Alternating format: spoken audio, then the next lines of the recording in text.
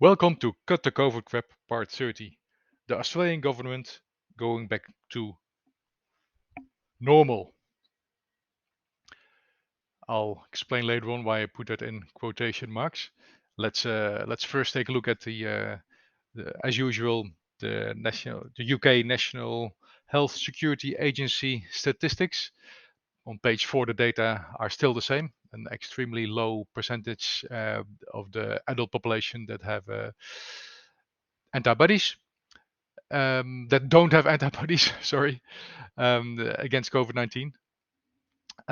Looking at page 42, you'll see that 7% of the new COVID cases amongst adults is in the unvaccinated group. 93% is in the vaccinated group.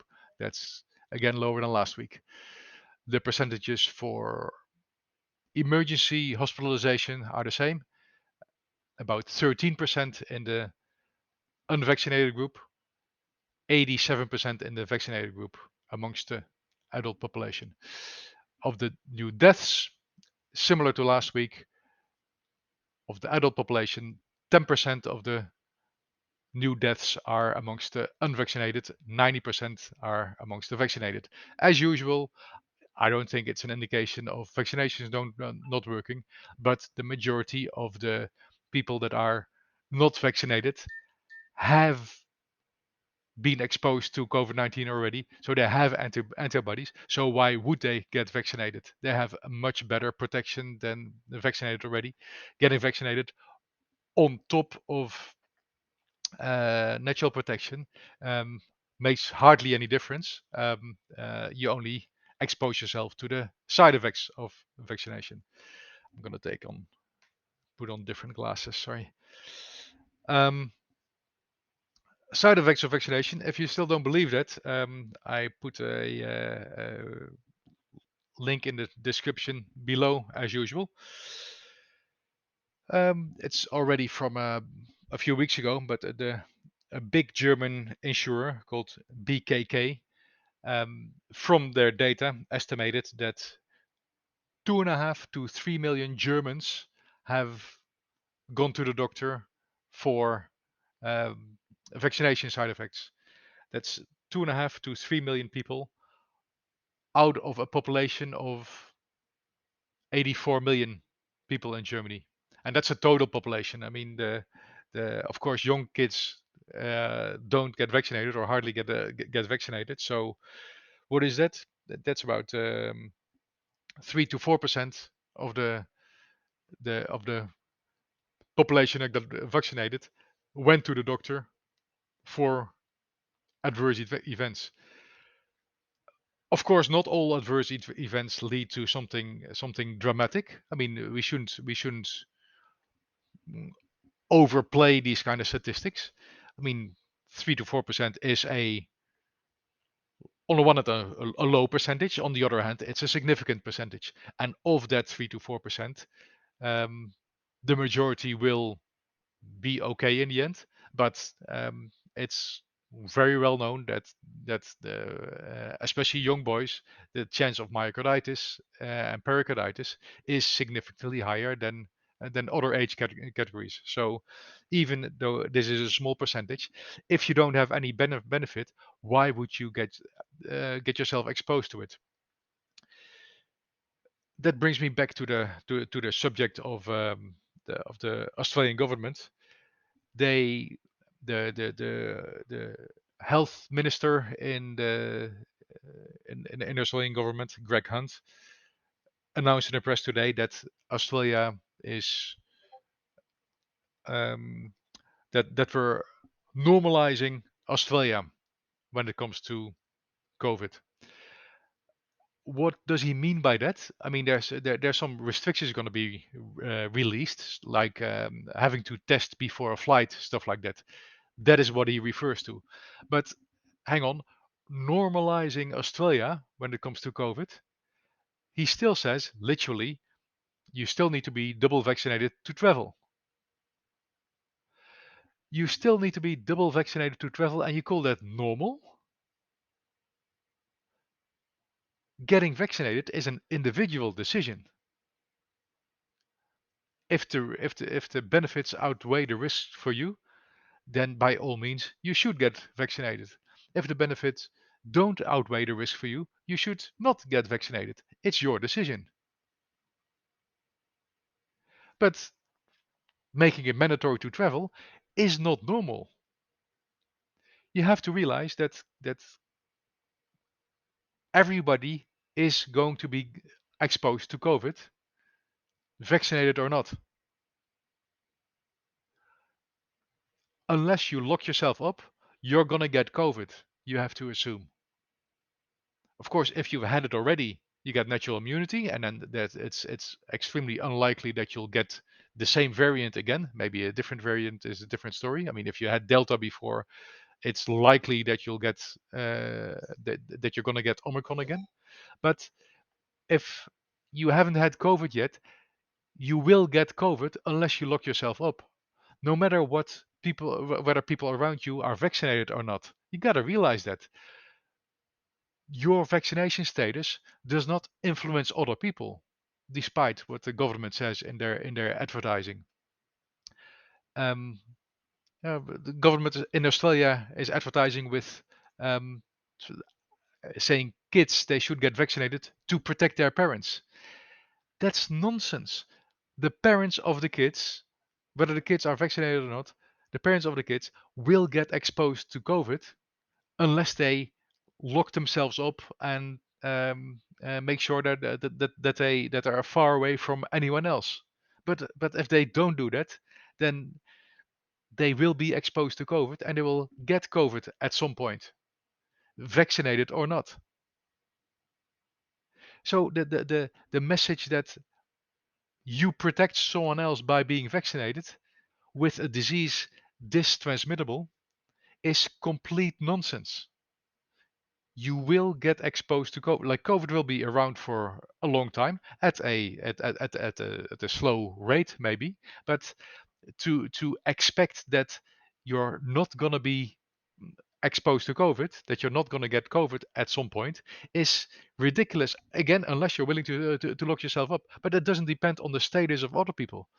Whether you're even if you're vaccinated, the viral load that you have um, when you get COVID is the same amount as for unvaccinated people. It really doesn't make a difference with a disease this transmittable and with a vaccine that's that little effective and that wanes that quickly. COVID is going to be around. You're going to be exposed to COVID sooner or later. You can postpone it for a while. Um, Fair enough. You can be very careful. But again, the vaccination status of other people is not relevant. You're going to be exposed to COVID anyway. And it's your decision to be vaccinated or not. Again, that's a personal decision.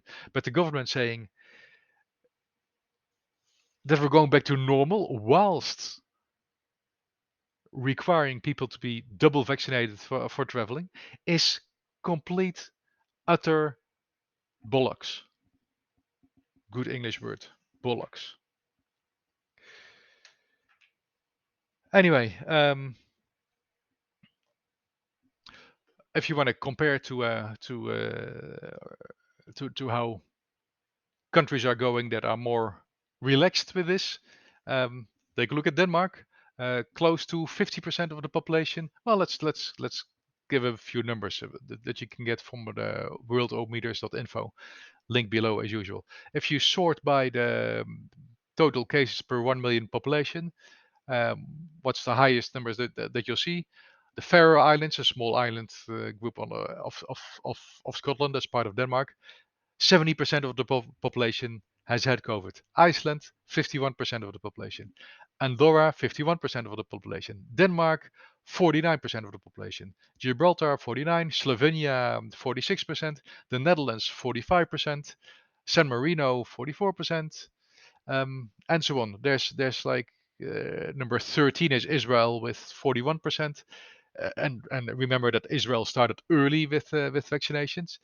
Like there's significant number of first world countries with high vaccination rates that have a massive number of huge percentage of the population that and that's even what's reported got COVID, and there's many more that have had COVID and were never tested because they're asymptomatic or they didn't want to get tested, whatever for whatever reason.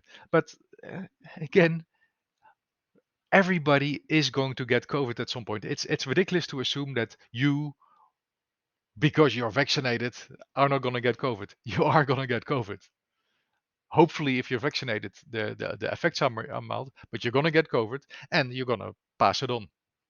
And Denmark is doing fine. They relaxed the restrictions. They got rid of all the COVID restrictions and vaccinations requirements within their country a few weeks ago. And the number of cases now we got roughly 5,000 cases per day. That used to be, I believe, 50,000. Let me just quickly click on that. Denmark, yeah, at the highest 50,000 cases per day. Now it's around 5,000 cases per day. Um, the deaths in Denmark also going down. So the deaths, that's an interesting statistic to follow. The daily deaths that used to be at the peak 50 something. Now it's around 20 something per week. And to put it in perspective, what is a normal rate of deaths per million people? You always have to do it relative to the population. In a population of 1 million people, roughly, assuming that everybody gets to 100 years old, roughly that means that roughly 1% of the population dies naturally per year, right? Just 1%. The oldest 1% dies, and that's a continuing cycle, making an average of 100 year, just as a rough figure. So per million, that means 10,000 die every year. Per week, that's 10,000 divided by 52, which is roughly 200. So naturally, 200 people per million die every week. Naturally, right? COVID deaths now. Um, if you click on the same worldometers.info and you look at like the weekly trends tab, and then click on the deaths in the last 7 days per 1 million population, the only significant one is Hong Kong. Hong Kong, I discussed that last week. Um, the A significant proportion of the older population did not get vaccinated, likely because they don't trust the message of the government. That is unfortunate, because that's the most vulnerable group. If they're gonna be exposed to COVID, yeah, then they yeah, chances are somewhat significant that they're gonna die, unless there's good treatment. And good treatment, um, 2 years in, up to this day, it's some of the treatment at least is heavily pushed back, to speak of it mildly. So those 215 that you can currently see in Hong Kong, that's a significant proportion. Denmark currently is at 37. Used to be around the 50 mark, so 37. And you got to realize in Denmark, well, um, or anywhere else in the world for that matter, a significant part of the hospital of the deaths and hospitalizations are um, incidental. People go to the hospital and with a broken leg or a shot wound or whatever, and they happen to have COVID because everybody gets tested for COVID. So and it's the same for deaths, of course. Anyway, Denmark is getting off their peak, and they're doing fine. Their hospitals are fine. Their deaths are fine, and the number of cases is already decreasing. And of course, it's logical given that 50% of the population at least has had COVID already, and it's likely way more. So the vaccination requirement, it really doesn't make sense anymore in Omicron times, at least. Um, Everyone who wants to get vaccinated has had the chance to get vaccinated, even in Africa, because despite moaning about inequality, people don't. The vaccinations are available in Africa, but they're just not taken up because people don't care. Because like it's look at the statistics in Africa, and you'll see South Africa where Omicron started. Let's take one more quick look at per country level. South Africa in the main page, it's roughly around number 25 from memory. Let me see. 27. At the Omicron peak, they had like 35,000 cases. Now, what is it? About 2,000 cases per day. So it's gone down a lot. The deaths at the Omicron peak, it was 300 something cases, 400 something cases per day. Now it's like 30s. So also in South Africa, where Omicron started, most likely, or maybe in Botswana, but in that area, they're doing fine. They're doing fine. Why keep, especially in high vaccinated countries, why keep the vaccination requirement? It doesn't make sense at all. Countries that have a much lower vaccination rate are doing fine. South Africa, India, they're doing fine. Scroll more through the data yourself if you like. Let's see, what else did I want to say? Yeah, the government message. Like maybe you think like, oh, the government wouldn't lie in the messages. Well, they clearly do. I'm not going to speculate as to why they do it, but they clearly do, left and right. I mean, it's a pandemic of the unvaccinated. Well, that's not true. Like I said, in England, more than 90% of the adult population that gets COVID is vaccinated. If anything, you would have to call it the pandemic of the vaccinated now. But I'm not going to call that. But at least the government was just doing anything it could do to push people into getting vaccinated. Why? I mean, they again. I'm not going to speculate, but that's just different interest, right? I mean, the government bought up, or also with Novavax, like the new vaccination. I'm glad Novavax is available, but like the Australian government bought, what is it? I believe 40 or 50 million vaccinations of Novavax.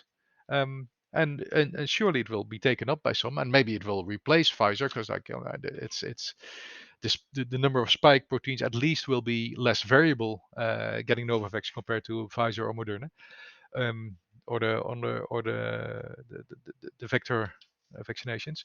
But anyway, but expecting that 50 million are going to be taken up, yeah, that will only be taken up if you're going to keep on pushing it. And why would you want to keep on pushing it if the majority of the population in no time will get natural immunity? Because again, even the CDC says it, natural immunity is way better, not just a little bit, way better than just being vaccinated.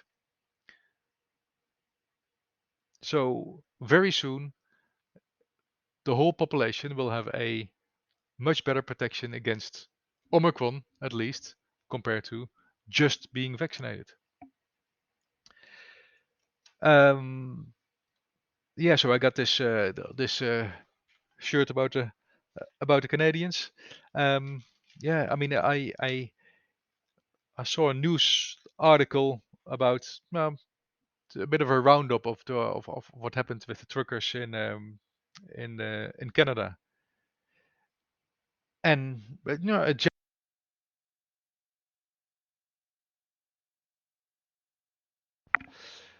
a general news site. I thought not a biased news site, but it's immediately jumped to um, a majority of the or a high proportion of the organizers of the protest had links to extreme right organization. My God, if that is in your in your analysis, I mean, look at any footage of the protest. They are, from what I can see, the most non-violent protest I've ever seen. They just block the streets and they honk their horn. If you protest, which you have the right to do in a democratic country, you get together and you make yourself visible. That's by definition a protest, and that's all they did. Well, and they honked their horns in daytime, and for the rest to claim that there are extreme right organizations. What is this extreme right thing?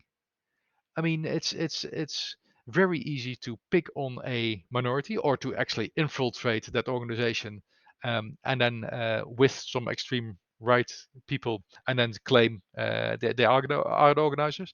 But I've looked at a number of press conferences, and they're all about being non-violent. There's nothing that they proclaimed about extreme being extreme right, and that is the message you get in the mainstream media. It's unbelievable what you get exposed to, and if you just read the mainstream media, that is what you're gonna believe. You really have to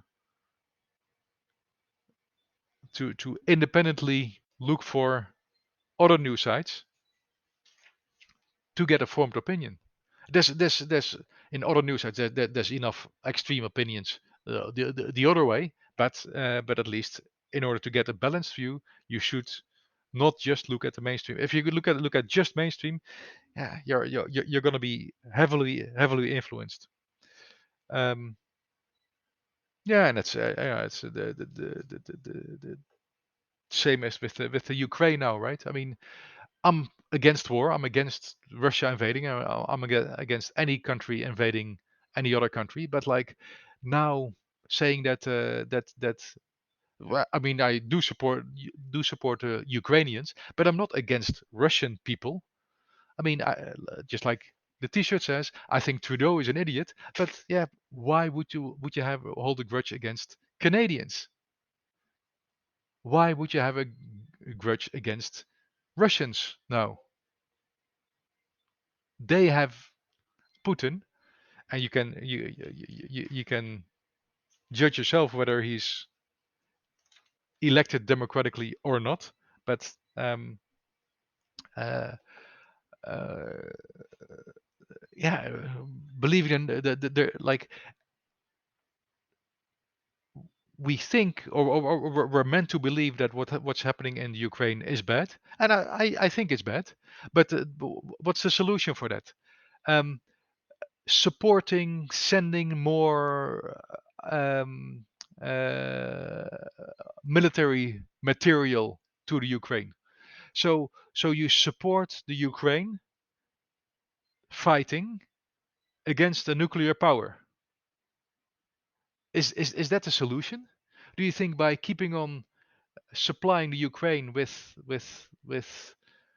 whatever tanks, artillery, you name it. I'm not a military expert, but like by supporting the Ukraine militarily, do you really think that's the best way to go forward? That they will defeat a nuclear power that way? I mean, if Putin is the problem, then maybe you should focus on Putin. But like to me, the solution. Oh, we're not going to send troops to the Ukraine, but we're going to supply them with military material. Yeah, it's going to continue for a while, I think. And is that the desired outcome? Let them fight each other. Um, I think it's much better to aim for some kind of truce, maybe make the Ukraine demilitarized zone that both Russia and the West and the Ukraine are happy with. But yeah, to blindly support it militarily, yeah, how can you expect that it will minimize casualties? I don't think so, but I'm not an expert. Anyway, I'll leave it at this for this week. See you next week.